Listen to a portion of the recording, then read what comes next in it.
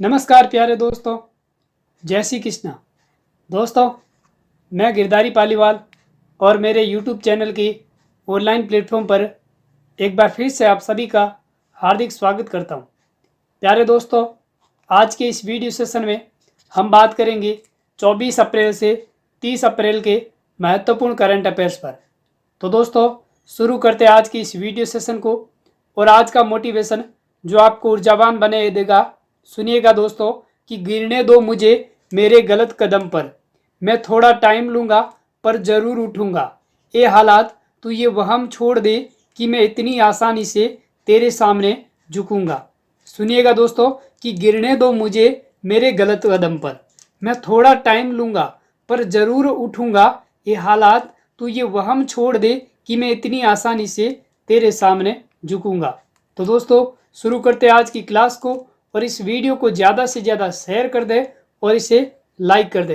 और आज का पहला क्वेश्चन आपकी स्क्रीन पर क्वेश्चन कह रहा है कि खेलो इंडिया यूनिवर्सिटी गेम्स 2021 किस राज्य में शुरू हुए। तो दोस्तों, खेलो इंडिया जो यूनिवर्सिटी गेम्स है 2021 है, वो कौन से राज्य में आयोजन हुआ? आपका आंसर हो जाएगा बी, कर्नाटक राज्य में इसका आयोजन किया गया। दोस्तों, खेलो इंडिया यूनिवर्सिटी गेम्स 2021 सेकंड आयोजन, इसका कौन सा संस्करण? दूसरा, 24 अप्रैल से 3 मई 2022 तक बेंगलुरु और कर्नाटक में तय किया जा रहा है। और इस आयोजन में 20 खेल शामिल किए जाएंगे। पहली बार योगासन और मलखम्ब को भी इसमें शामिल किया गया। और 190 विश्वविद्यालयों के 4500 से अधिक एथलीटों ने इसके अंदर भाग लेने की उम्मीद है। और इसका आयोजन स्थल कहाँ पर है? School of engineering and technology Jain university. तो कहाँ पर इसका आयोजन किया जा रहा है? बेंगलुरु, कर्नाटक में। दोस्तों, बात करें खेलो इंडिया यूनिवर्सिटी गेम्स की, तो इस गेम्स का पहला आयोजन 2020 में भुवनेश्वर, उड़ीसा में किया गया। और दूसरा कहाँ पर हो रहा है? कर्नाटक में। और ये गेम भारत सरकार की खेल मंत्रालय के द्वारा आयोजित किए जाते हैं। और इसके अंदर दोस्तों 18 से 25 वर्ष की आयु के खिलाड़ी भाग लेते हैं। और इस 2021 का जो संस्करण है वो कोविड-19 के कारण नहीं हो पाया, इसलिए इसका आयोजन 2022 में बेंगलुरु, कर्नाटक में किया जा रहा है। नेक्स्ट क्वेश्चन दोस्तों, पंचायती राज दिवस कब मनाया जाता है? बहुत ही अच्छा क्वेश्चन है। पंचायती राज दिवस कब मनाया जाता है? 24 अप्रैल को। डी ऑप्शन आपका सही हो जाएगा। दोस्तों, भारत ने 24 अप्रैल 2022 को 13वां राष्ट्रीय पंचायती राज दिवस मनाया। पंचायती राज दिवस के अवसर पर प्रधानमंत्री नरेंद्र मोदी ने जम्मू कश्मीर का दौरा किया। और अनुच्छेद 370 के हटने के बाद पीएम का यह पहला दौरा है जम्मू कश्मीर की तरफ। पहला राष्ट्रीय पंचायती राज दिवस 2010 में मनाया गया था। और पंचायती राज दिवस कब मनाया जाता है? 24 अप्रैल के दिन हर वर्ष मनाया जाता है। प्रधानमंत्री द्वारा सांबा जिले की पल्ली पंचायत का दौरा किया और देश की ग्राम पंचायतों को ऑनलाइन संबोधित किया। नेक्स्ट दोस्तों, बात करें पंचायती राज की, तो ये भारतीय संविधान के अनुच्छेद 40 में पंचायतों का उल्लेख किया गया है। और अनुच्छेद 246 में राज्य विधानमंडल को स्थानीय स्वशासन से संबंधित किसी भी विषय के संबंध में कानून बनाने का अधिकार दिया गया। स्थानीय स्तर पर लोकतंत्र की स्थापना करने के लिए 73वें संविधान संशोधन अधिनियम 1992 के तहत पंचायती राज संस्था को संवैधानिक स्थिति प्रदान की गई। और 73वें संविधान संशोधन के द्वारा संविधान में भाग 9 को भी जोड़ा गया था। तो पंचायती राज दिवस कब मनाया जाता है? 24 अप्रैल को। नेक्स्ट दोस्तों, बलवंत राय मेहता समिति 1957 में गठन हुआ। और इसके सुझावों के बाद तत्कालीन प्रधानमंत्री पंडित अक्टूबर 1959 में सबसे पहले 2 अक्टूबर 1959 को राजस्थान के नागौर जिले में पंचायती राज व्यवस्था को लागू किया। उस समय के तत्कालीन प्रधानमंत्री कौन? पंडित जवाहरलाल नेहरू। और इसके कुछ दिनों बाद आंध्र प्रदेश में भी इसकी शुरुआत हुई। और राजस्थान के किस जिले में? नागौर जिले में पंचायती राज व्यवस्था को लागू किया। कब? 2 अक्टूबर 1959 को। 27 मई 2004 को एक अलग पंचायती राज मंत्रालय का गठन किया। और लॉर्ड रिपन को भारत में स्थानीय स्वशासन का जनक कहा जाता है। स्थानीय स्वशासन का जनक किसे कहा जाता है? लॉर्ड रिपन को। नेक्स्ट क्वेश्चन दोस्तों, नीति आयोग के उपाध्यक्ष कौन थे जिन्होंने हाल ही में पद से इस्तीफा दे दिया? तो दोस्तों नीति आयोग के उपाध्यक्ष कौन? राजीव कुमार। बी ऑप्शन आपका सही हो जाएगा। दोस्तों राजीव कुमार ने 22 अप्रैल 2022 को नीति आयोग के उपाध्यक्ष पद से इस्तीफा दे दिया और इसके बाद कैबिनेट की नियुक्ति की समिति ने सुमन के बेरी को नया उपाध्यक्ष नियुक्त किया। अब राजीव कुमार की जगह कौन आ जाएंगे? सुमन के बेरी, जो नीति आयोग के उपाध्यक्ष होंगे। 1 मई 2022 से अगले आदेश तक इस पद पर कार्यरत रहेंगे और उन्हें तत्काल प्रभाव से 30 अप्रैल 2022 तक नीति आयोग का सदस्य बनाया गया। राजीव कुमार नीति आयोग के दूसरे उपाध्यक्ष थे और 2017 में अपॉइंट किए गए थे। इनकी नियुक्ति कब हुई थी राजीव कुमार की? 2017 में। और अब उनके स्थान पर कौन आएंगे? सुमन के बेरी। नेक्स्ट दोस्तों बात करें नीति आयोग की, तो नीति आयोग यानी इसकी full form national institution for transforming India, और इस योजना की आयोग की जगह पर 1 जनवरी 2015 को स्थापित किया। और नीति आयोग का मुख्यालय कहाँ पर है? नई दिल्ली में। और इसके अध्यक्ष कौन होते हैं? प्रधानमंत्री खुद। और इसके सीईओ कौन है? अमिताभ कांत। और नीति आयोग भारत सरकार का प्रमुख नीतिगत थिंक टैंक है और ये सरकार को पॉलिसी और डायरेक्शनल इनपुट देता है। तो नीति आयोग का मुख्यालय कहाँ पर है? नई दिल्ली में। और इसके अध्यक्ष कौन होते हैं? प्रधानमंत्री। नेक्स्ट दोस्तों अगला क्वेश्चन, सांस पहल की शुरुआत किस राज्य में की गई? तो दोस्तों सांस पहल की जो शुरुआत है वो कर्नाटक राज्य में की गई। बी ऑप्शन आपका सही हो जाएगा। दोस्तों कर्नाटक के स्वास्थ्य और चिकित्सा मंत्री कौन? के सुधाकर ने social awareness and action to neutralize pneumonia successfully सांस की शुरुआत की और 5 साल से कम उम्र के बच्चों में निमोनिया की शीघ्र पहचान और अधिक जागरूकता सुनिश्चित करने के लिए शुरू किया गया। और निमोनिया एक फेफड़े का संक्रमण है जो वायरल और बैक्टीरिया या फंगल संक्रमण के कारण होता है। तो सांस पहल की शुरुआत कहाँ से की गई? कर्नाटक राज्य से।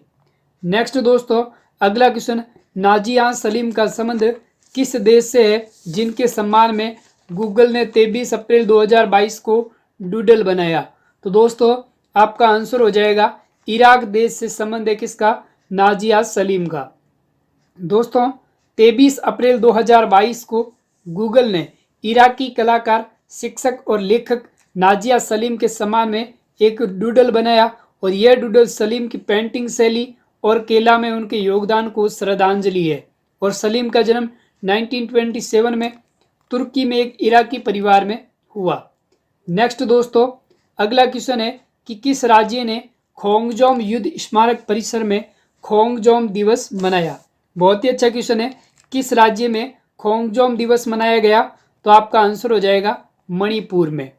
दोस्तों मणिपुर में 23 अप्रैल 2022 को राज्य के उन वीर सपूतों को श्रद्धांजलि अर्पित की गई जिन्होंने 1891 के एंग्लो मणिपुरी युद्ध के दौरान खोंगजोम की लड़ाई में मणिपुर की स्वतंत्रता की रक्षा के लिए अपने प्राणों का बलिदान दिया। और खोंगजोम युद्ध स्मारक मणिपुर के थोम्बल जिले के खोंगजोम में स्थित किया गया और इस परिसर में दुनिया की सबसे ऊंची तलवार की मूर्ति है। और दोस्तों अगला क्वेश्चन है, पहला अतुल्य भारत अंतर्राष्ट्रीय क्रूज सम्मेलन का आयोजन कहां पर किया गया? तो दोस्तों क्रूज सम्मेलन का आयोजन कहां पर किया गया? मुंबई में। बी ऑप्शन आपका सही हो जाएगा। दोस्तों केंद्रीय मंत्री सर्बानंद सोनोवाल ने घोषणा की कि यह पहला अतुल्य भारत अंतर्राष्ट्रीय क्रूज सम्मेलन 2022 मुंबई में 14 से 15 मई को इसका आयोजन किया गया। और सम्मेलन भारत में क्रूज पर्यटन के क्षेत्र में व्यावसायिक और अवसरों का प्रदर्शन करेगा। और सम्मेलन का मुख्य उद्देश्य भारत को एक क्रूज हब के रूप में विकसित करना। नेक्स्ट दोस्तों अगला क्वेश्चन है, इमैनुअल मैक्रोन किस देश के राष्ट्रपति चुने गए? बहुत ही अच्छा क्वेश्चन है। इमैनुअल मैक्रोन है वो किस देश के राष्ट्रपति चुने गए? फ्रांस के। बी ऑप्शन सही हो जाएगा। दोस्तों फ्रांस के राष्ट्रपति चुनाव में मौजूदा राष्ट्रपति इमैनुअल मैक्रोन एक बार फिर से जीत हासिल की और इस जीत के बाद वह दूसरी बार फ्रांस के राष्ट्रपति चुने गए। मैक्रोन ने दक्षिणी नेता मरीन ले पेन को शिकस्त दी और मैक्रोन को जहां पर 58% मोल वोट मिले और पेन को सिर्फ 42% वोट मिले। इमैनुअल मैक्रोन ने कोविड-19 के समय बेहतरीन मैनेजमेंट किया था। नेक्स्ट दोस्तों, अगला क्वेश्चन है कि विजडन अल्मनैक की 2022 संस्करण में किन 2 भारतीय क्रिकेटरों को 5 क्रिकेटर ऑफ द ईयर में चुना गया। विजडन अल्मनैक 2022 के संस्करण में 2 भारतीय खिलाड़ी जसप्रीत बुमराह और रोहित शर्मा, बी ऑप्शन आपका सही हो जाएगा। दोस्तों, विजडन क्रिकेटर्स अल्मनैक एक बुक है जिसके अंदर क्रिकेट की बाइबल जिसे कहा जाता है और जिसे यूके में हर साल प्रकाशित किया जाता है। इसके 2022 के संस्करण में रोहित शर्मा और जसप्रीत बुमराह 2 भारतीय खिलाड़ी और इनके साथ में Ollie Robinson England, Dan van निकेर दक्षिण Africa, Devon Conway Wisden New Zealand को 5 क्रिकेट ऑफ द ईयर का अवार्ड चुना गया। इसके अंदर 5 खिलाड़ी चुने गए जिसके अंदर 2 भारतीय जसप्रीत बुमराह और रोहित शर्मा। नेक्स्ट दोस्तों, अगला क्वेश्चन है कि किस देश के राष्ट्रपति को John F Kennedy profile in courage award के प्राप्तकर्ताओं के रूप में नॉमिनेट किया गया है। तो दोस्तों, किस देश के राष्ट्रपति को? यूक्रेन के। दोस्तों, John F Kennedy profile in courage award एक निजी पुरस्कार है और ये जॉन एफ कैनेडी के सम्मान और साहस के प्रदर्शन के लिए दिया जाता है। इस बार 5 लोगों को इस इनाम के लिए चुना गया जिसमें Liz Cheney, Jocelyn Benson, Vladimir Zelensky, Rusty Bowers और वांड्रिया साय और मोस। इनको चुना गया 5 जिनके अंदर यूक्रेन के राष्ट्रपति व्लादिमीर जेलेंस्की को चुना गया। नेक्स्ट क्वेश्चन दोस्तों, नागरिक उड्डयन मंत्रालय द्वारा किस कार्यक्रम का आयोजन किया गया? तो दोस्तों, नागरिक उड्डयन मंत्रालय द्वारा योग प्रभा कार्यक्रम का आयोजन किया गया। दोस्तों, नागरिक उड्डयन मंत्रालय के द्वारा 25 अप्रैल को नई दिल्ली में सफदरगंज हवाई अड्डे पर योग कार्यक्रम योग प्रभा का आयोजन किया और उद्घाटन के रूप में केंद्रीय नागरिक उड्डयन मंत्री ज्योतिराज सिंधिया ने भाग लिया और इस कार्यक्रम में योग पर व्याख्या और योग प्रदर्शन के बारे में बताया गया। यूएनजीए ने 21 जून 2014 को अंतर्राष्ट्रीय योग दिवस के रूप में घोषित किया। नेक्स्ट दोस्तों, अगला क्वेश्चन है कि विश्व मलेरिया दिवस कब मनाया जाता है? बहुत ही अच्छा क्वेश्चन है। विश्व मलेरिया दिवस कब मनाया जाता है? 25 अप्रैल को। दोस्तों, विश्व मलेरिया दिवस पर हर साल 25 अप्रैल को विश्व स्तर पर मनाया जाता है और यह दिन दुनिया भर में मलेरिया के खिलाफ लड़ने के लिए लोगों में जागरूकता फैलाने के लिए मनाया जाता है। और विश्व मलेरिया दिवस 2022 की theme harness innovation to reduce the malaria disease burden and save lives. और दोस्तों, मलेरिया मादा एनोफिलीज मच्छर के दौरान इनके काटने से फैलता है। किस मच्छर से? मलेरिया मादा एनोफिलीज मच्छर के काटने से फैलता है। और मलेरिया दिवस कब मनाया जाता है? 25 अप्रैल को। नेक्स्ट दोस्तों, अगला क्वेश्चन है, गृह मंत्री अमित शाह ने कहां पर अखिल भारतीय पुलिस विज्ञान कांग्रेस का उद्घाटन किया? बहुत ही अच्छा क्वेश्चन है। गृह मंत्री अमित शाह द्वारा विज्ञान कांग्रेस का उद्घाटन कहां पर किया गया? भोपाल में। बी ऑप्शन आपका सही हो जाएगा। दोस्तों, भोपाल में 48वीं अखिल भारतीय पुलिस विज्ञान कांग्रेस का आयोजन किया और इसका उद्घाटन किसने किया? गृह मंत्री अमित शाह ने। और इसके अलावा एमपी के सीएम शिवराज सिंह चौहान और कांग्रेस को संबोधित करते हुए अखिल भारतीय पुलिस विज्ञान कांग्रेस एक प्रकार से पुलिस के अफसरों और अन्य प्रबंधजनों का एक सम्मेलन होता है जिसके अंदर पुलिस के आधुनिकीकरण और पुलिस को मजबूत करने के लिए यह सम्मेलन किया जाता है। नेक्स्ट दोस्तों, अगला क्वेश्चन है, एशियन रेसलिंग चैंपियनशिप 2022 में भारत ने कुल कितने मेडल जीते? तो दोस्तों, एशियन रेसलिंग चैंपियनशिप में भारत ने कुल 17 मेडल जीते। जिसमें दोस्तों बात करें एशियन रेसलिंग चैंपियनशिप 2022 का आयोजन मंगोलिया की राजधानी उलारबटोर में किया गया जिसका आयोजन 19 से 24 अप्रैल के बीच हुआ। और इस चैंपियनशिप में जापान ने सबसे अधिक 21 मेडल जिसके अंदर 10 गोल्ड, 2 सिल्वर और 9 ब्रॉन्ज मेडल दूसरे नंबर पर ईरान जिसने 15 और तीसरे स्थान पर कजाकिस्तान रहा जिसने 21 मेडल जीते और भारत ने कुल 17 मेडल जिसके अंदर 1 गोल्ड, 5 सिल्वर और 11 ब्रॉन्ज मेडल। नेक्स्ट दोस्तों अगला क्वेश्चन है, ऊर्जा प्रवाह नामक स्रोत को हाल ही में किसके द्वारा कमीशन किया गया। बहुत ही अच्छा क्वेश्चन है। ऊर्जा प्रवाह नामक जो स्रोत है इसको किसके द्वारा कमीशन किया गया, इंडियन कोस्ट गार्ड द्वारा। दोस्तों गुजरात के भरूच में भारतीय तटरक्षक बल इंडियन कोस्ट गार्ड इसके द्वारा इसका नाम का पोत है वो कमीशन किया गया और इससे क्रमशः 50 टन, 10 टन और 40 टन की क्षमता के साथ ईंधन, विमानन ईंधन और मीठे पानी ले जाने के लिए एक मालवाहक जहाज के रूप में डिजाइन किया गया और रसद प्रसाद करने में भारतीय तटरक्षक बल की संचालन क्षमता को बढ़ाएगा। नेक्स्ट दोस्तों बात करें अगले क्वेश्चन की, ट्विटर के नए मालिक कौन बन गए। बहुत ही अच्छा क्वेश्चन है। ट्विटर के नए मालिक कौन बन गए, एलन मस्क। दोस्तों दुनिया के सबसे अमीर और टेस्ला के सीईओ एलन मस्क अब ट्विटर के नए मालिक बन गए और मस्क ने माइक्रो ब्लॉगिंग साइट को खरीदने के लिए $44 बिलियन यानी 3,368 अरब रुपए की डील की और इस डील के बाद कंपनी के पास 100% की हिस्सेदारी होगी और ट्विटर उनकी प्राइवेट कंपनी बन जाएगी।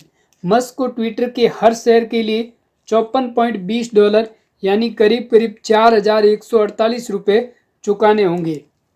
नेक्स्ट दोस्तों अगला क्वेश्चन है कि इसरो ने किस ग्रह के लिए स्पेस ब्रिक्स बनाने की तकनीक को विकसित किया है। तो दोस्तों आपका आंसर हो जाएगा मंगल ग्रह के लिए।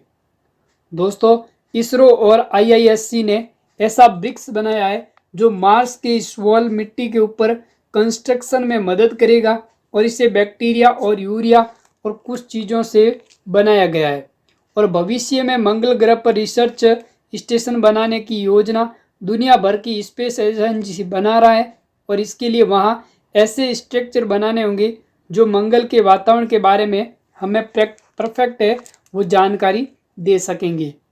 नेक्स्ट क्वेश्चन दोस्तों अगले पॉइंट पर बात करें कि मंगल ग्रह का जो वातावरण है वो पृथ्वी की तुलना में 100 गुना पतला और इसके अंदर 95% से अधिक कार्बन डाइऑक्साइड पाया जाता है और सूर्य से पृथ्वी की दूरी 93 मिलियन माइल्स लगभग 15 करोड़ किलोमीटर और सूर्य से मंगल ग्रह की दूरी 142 मिलियन माइल्स लगभग 23 करोड़ किलोमीटर पाई गई।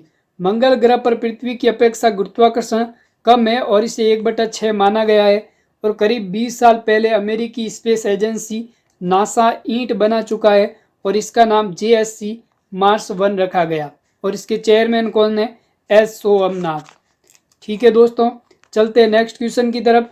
रायसीना डायलॉग के 7वें संस्करण का उद्घाटन PM मोदी ने कहाँ पर किया। तो दोस्तों रायसीना डायलॉग के 7वें संस्करण का उद्घाटन नई दिल्ली में किया गया और दोस्तों रायसीना डायलॉग ये 2016 से प्रतिवर्ष आयोजित किया जाता है और यह अंतर्राष्ट्रीय मुद्दों पर चर्चा करने के लिए आयोजित एक मल्टी ट्यूटोरियल कॉन्फ्रेंस है और ये जियोपॉलिटिक्स और जियो इकोनॉमिक्स पर भारत का एक प्रमुख सम्मेलन है और 2022 के डायलॉग में मुख्य अतिथि यूरोपीय आयोग की अध्यक्ष उर्सुला वॉन डेर लेयन थी। 2022 की जो मुख्य अतिथि कौन थी, यूरोपीय आयोग की अध्यक्ष उर्सुला वॉन डेर लेयन थी और रायसीना डायलॉग ये 2016 से प्रतिवर्ष आयोजित किया जाता है। नेक्स्ट दोस्तों अगला क्वेश्चन है कि किसान भागीदारी प्राथमिकता हमारी नामक एक अभियान किसके द्वारा शुरू किया गया। तो दोस्तों ये जो किसान भागीदारी प्राथमिकता हमारी नामक एक अभियान है वो मिनिस्ट्री ऑफ एग्रीकल्चर द्वारा शुरू किया गया। दोस्तों 30 अप्रैल तक चलने वाले इस अभियान में आज़ादी का अमृत महोत्सव के तहत कई मंत्रालयों और विभाग के सहयोग से किया जा रहा है। कृषि अनुसंधान शिक्षा विभाग द्वारा प्रत्येक कृषि विज्ञान केंद्र में कृषि मेला एवं प्राकृतिक खेती पर क्षेत्र प्रदर्शन का आयोजन किया जाएगा और इस अभियान में 1 करोड़ किसान और हितधारकों को शामिल होने की उम्मीद है। नेक्स्ट दोस्तों अगला क्वेश्चन है प्रधानमंत्री नरेंद्र मोदी ने किस राज्य से अमृत सरोवर मिशन की शुरुआत की? तो दोस्तों, अमृत सरोवर मिशन है वो किस राज्य से? जम्मू कश्मीर राज्य से प्रधानमंत्री मोदी ने शुरुआत की। और दोस्तों, जम्मू कश्मीर की अपनी यात्रा के दौरान पीएम मोदी ने मौजूदा जल निकायों के पुनरुद्धार और कायाकल्प के लिए अमृत सरोवर मिशन की शुरुआत की। कहाँ से? जम्मू कश्मीर से। अमृत सरोवर मिशन जल संरक्षण की जरूरत पर फोकस करेगा और इस पहल के तहत प्रत्येक जिले में 75 जल निकायों का विकास और कायाकल्प किया जाएगा। प्रारंभिक चरण में 68 पंचायतों में अमृत सरोवर का निर्माण किया गया। नेक्स्ट दोस्तों, अगला क्वेश्चन है, सर्बिया ओपन 2022 का खिताब किसने जीत लिया? तो दोस्तों, सर्बिया ओपन 2022 का जो खिताब है वो आंद्रे रूबलेव ने जीता। सी ऑप्शन सही हो जाएगा। सर्बिया ओपन खिताब के फाइनल में आंद्रे रूबलेव दुनिया के नंबर 1 खिलाड़ी नोवाक जोकोविच जो सर्बिया के हैं उनको 6-2, 6-7 और 6-0 के सेट में हराया। और आंद्रे रूबलेव ने 2022 में राफेल नडाल के खिताब जीतने के रिकॉर्ड की बराबरी कर दी। और 2022 में एंड्री रूबलेव का यह तीसरा खिताब है और उन्होंने फरवरी में मार्सिले और दुबई में भी खिताब जीता। नेक्स्ट दोस्तों, पेरिस पुस्तक महोत्सव 2022 में मुख्य अतिथि के रूप में किस देश ने भाग लिया?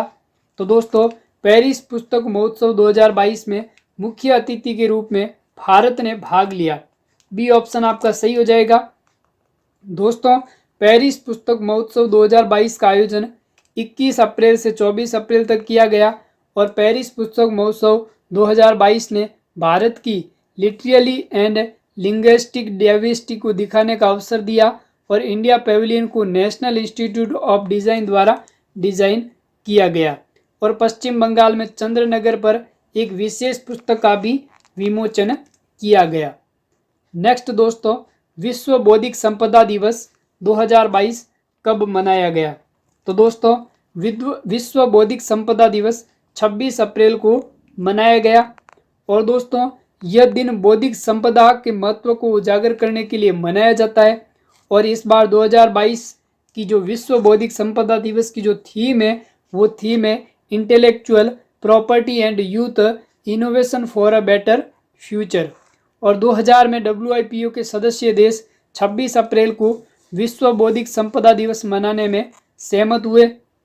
नेक्स्ट दोस्तों, बात करें विश्व बौद्धिक संपदा संगठन की, तो इसकी स्थापना 1967 में की गई और यह एक संयुक्त राष्ट्र की विशिष्ट एजेंसियों में से एक है और ये दुनिया भर में बौद्धिक संपदा को बढ़ावा देने के लिए जिम्मेदार है। और इसका मुख्यालय कहाँ पर है? जिनेवा, स्विट्जरलैंड में। और इसके महानिदेशक कौन है? Darren Tang. तो विश्व बौद्धिक संपदा संगठन, इसकी स्थापना कब हुई? 1967 में। और इसका मुख्यालय कहाँ पर है? जिनेवा, स्विट्जरलैंड में। नेक्स्ट क्वेश्चन दोस्तों, Indo American chamber of commerce से वुमेन ट्रांसफॉर्मिंग इंडिया अवार्ड किसे प्राप्त हुआ? बहुत ही अच्छा क्वेश्चन है। तो यह अवार्ड किसे दिया गया? डॉक्टर बीना मोदी को। दोस्तों, केंद्रीय नागरिक उड्डयन मंत्री ज्योतिरादित्य सिंधिया ने यह पुरस्कार प्रदान किया। और डीना मोदी, जो डॉक्टर बीना मोदी है, वो मोदी इंटरप्राइजेज की चेयरपर्सन है और यह ग्रांड फ्रे फिलिप्स इंडिया लिमिटेड की अध्यक्ष और प्रबंध निदेशक है। और उन्होंने 2019 में अचीवर्स अवार्ड भी प्राप्त किया। नेक्स्ट दोस्तों, बात करें वुमेन ट्रांसफॉर्मिंग इंडिया अवार्ड्स की, तो WTI अवार्ड्स जो नीति आयोग की एक वार्षिक पहल है और इसके अंदर भारत की उन महिलाओं को प्रदान किया जाता है जो अपने सराहनीय प्रयासों से महत्वपूर्ण परिवर्तन लाती है। और वर्ष 2018 के बाद नीति आयोग के महिला उद्यमिता मंच WEP के तत्वाधान में पुरस्कारों की मेजबानी की गई। नेक्स्ट क्वेश्चन दोस्तों, 24वें ग्रीष्मकालीन बधिर ओलंपिक्स 2021 का आयोजन कहाँ पर किया गया? तो दोस्तों, ग्रीष्मकालीन बधिर ओलंपिक्स 2021 का जो आयोजन है वो कैम्पस डू सुल, ब्राजील में किया गया। सी ऑप्शन आपका सही हो जाएगा। और दोस्तों, साथ ही साथ वीडियो को जितना हो सके ज़्यादा से ज़्यादा लाइक और शेयर करें। दोस्तों, इसका जो आयोजन है वो 1 मई से 15 मई 2022 तक किया गया और भारत का प्रतिनिधित्व 24वें ग्रीष्मकालीन बधिर ओलंपिक में 39 पुरुष और 26 महिलाओं द्वारा किया जाएगा। और इस ग्रीष्मकालीन बधिर ओलंपिक्स जो पिछली बार 2017 में सैमसंग तुर्की में आयोजन किया गया, और इसका आदर्श वाक्य क्या है? The game comes from our hearts. तो बधिर 21वें जो 24वें ग्रीष्मकालीन जो बधिर ओलंपिक है, इसका आयोजन कब किया गया? 1 मई से, और कैम्पियंस डू सुल ब्राजील में इसका आयोजन किया जाएगा।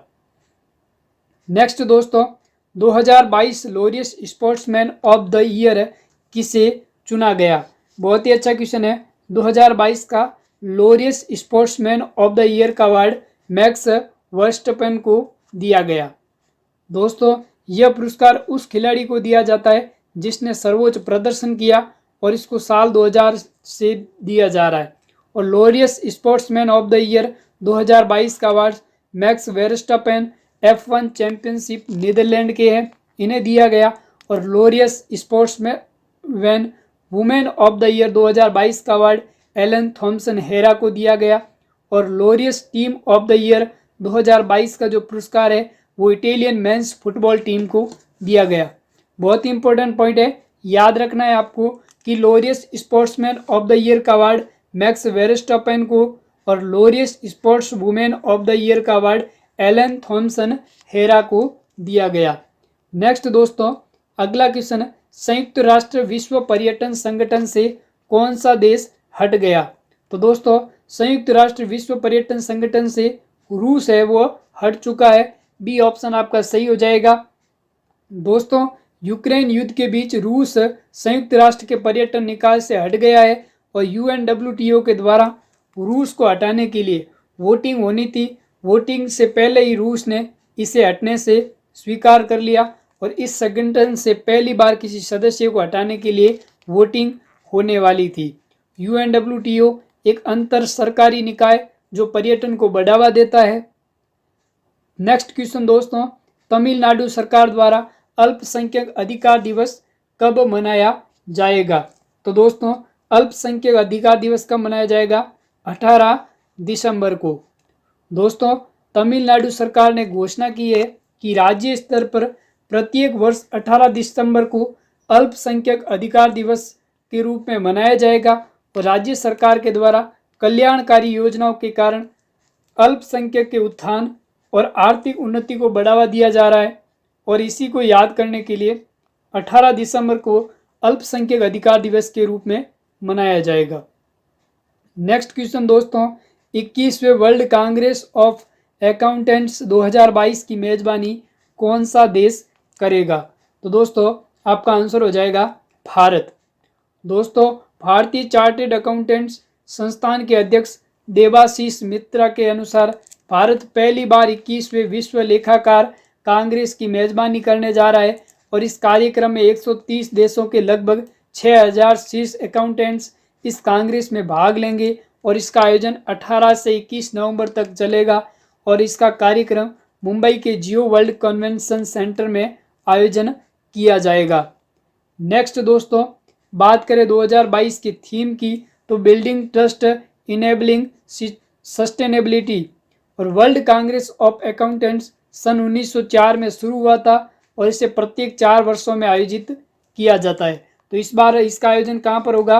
भारत में। और यह विचार, नेतृत्व और विचारों के वैश्विक आदान प्रदान करने के लिए एक मंच है। और भारतीय चार्टेड अकाउंटेंट संस्थान की बात करें तो इसका गठन 1 जुलाई 1949 को हुआ, और इसका मुख्यालय कहाँ पर है? नई दिल्ली में। और इसके अध्यक्ष कौन है? देवाशीष मिश्रा। नेक्स्ट दोस्तों, अगला क्वेश्चन है कि विश्व टीकाकरण सप्ताह कब से कब तक मनाया गया? तो दोस्तों, विश्व टीकाकरण जो सप्ताह है वो 24 अप्रैल से 30 अप्रैल तक मनाया गया। दोस्तों, अप्रैल माह के आखिरी सप्ताह में इस प्रतिवर्ष मनाया जाता है विश्व टीकाकरण सप्ताह, और इसका उद्देश्य सभी आयु के वर्गों के लोगों को बीमारी से बचाने के लिए टीकों के उपयोग को बढ़ावा देना। और इसकी थीम क्या रखी गई है? Long life for all. क्या थीम है? Long life for all. WHO की निर्णय लेने वाली संस्था वर्ल्ड हेल्थ असेंबली ने मई 2012 में विश्व टीकाकरण सप्ताह शुरू किया, और यह प्रतिवर्ष कब मनाया जाएगा? 24 अप्रैल से 30 अप्रैल के बीच में। नेक्स्ट दोस्तों बात करें भारत में कोविड-19 टीकाकरण की, तो भारत ने 16 जनवरी 2021 को कोविड-19 टीका के प्रशासन को शुरू किया और 25 अप्रैल 2022 तक भारत ने पहली, दूसरी और बूस्टर खुराक मिलाकर 1.87 अरब से अधिक खुराक दे चुका है। और भारत में 2 प्रमुख स्वीकृत कोविड-19 टीके हैं, एक तो कोविशील्ड और दूसरा कोवैक्सीन। 72% भारतीय आबादी ने पहली खुराक को प्राप्त किया और दूसरी खुराक 61% भारतीय आबादी क्षेत्र में ले चुके। नेक्स्ट दोस्तों अगला क्वेश्चन है कि यूनिईपी ने champions of the earth life time achievement award से किसे सम्मानित किया।